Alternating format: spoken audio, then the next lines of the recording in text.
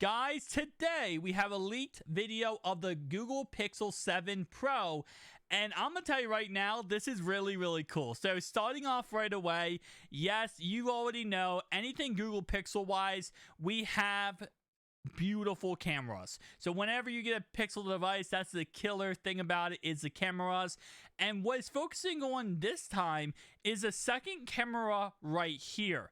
This camera is actually a macro camera. Now, if you don't know what macro means, it pretty much means the ability to zoom in 500-600 times to an image so that you can actually see little details of that whatever you're taking a picture of. So if you're taking a picture, for example, of a little pedal, you can actually zoom in very close to that pedal so that you can see all the little details. It's really cool if you ever take pictures of like a beehive. You can actually zoom in real close and see the little dots of the beehive, the little honeycombs. So again, like I said, it's just all around a super res zoom. So you're able to really get in detail. And that's what they talk about right here, the macro lens. And they also talk about the super res zoom, which as you guys can see right here, when they zoom in and they take the video of this diver, it looks crisp and beautiful, which is not always the case when it comes to zooming in on cell phones. After you get past a certain point on cell phones, when you get to 50 times, 100 times zoom, a lot of times what ends up happening is it becomes digital zoom.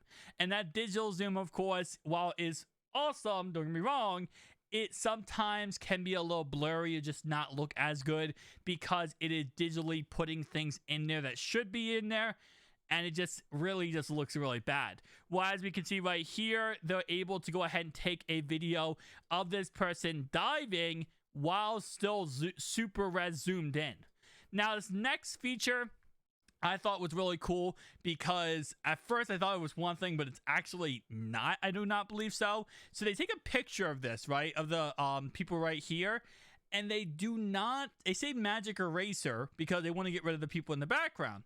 So I thought, okay, cool, you could do that on a live photo, but I do not believe you can do that while taking the picture.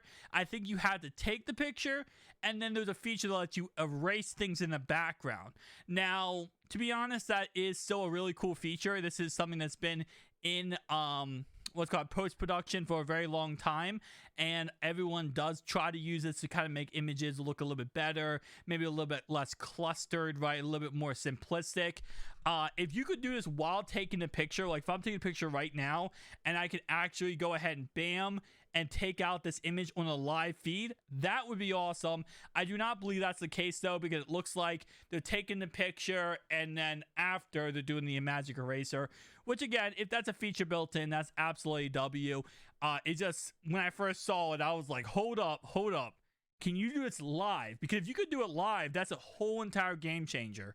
Live translate. So this is another thing we have seen with the previous versions of the Google Pixel devices, is a live translate feature. So for example, if let's say you're in a country that you just don't know the language of, or you're around somebody who speaks a different language, you can actually have them speak into your phone. It translates on your phone exactly what they're saying, and then you can translate back what you have to say to them, which is really freaking dope. 72 hours of extreme battery saver. Okay.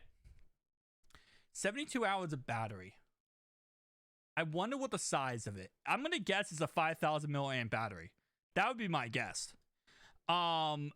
Obviously, I don't think there's ever, the Pixel series I don't think has the best battery out there. The best battery life out there has to be the Galaxy S22 Ultra right now.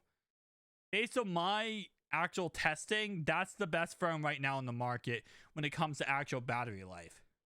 But, tell me down below, guys, if you use any other cell phones, what's your best cell phone battery life-wise? Definitely tell me down below. But that was an interesting, and last but not definitely, the normal Pixels. All right, so this is a normal one. So that's the Pro one, and this is the normal one. Let's see the normal one. Okay. So, blur in the background, which I love how they put that there. First off, cinematic. I'm not going to be able to say this word correctly because I'm trying to make a point here. Cinematic blur That is an absolute joke of a title. First off, what this is an f1.2. That's what that is.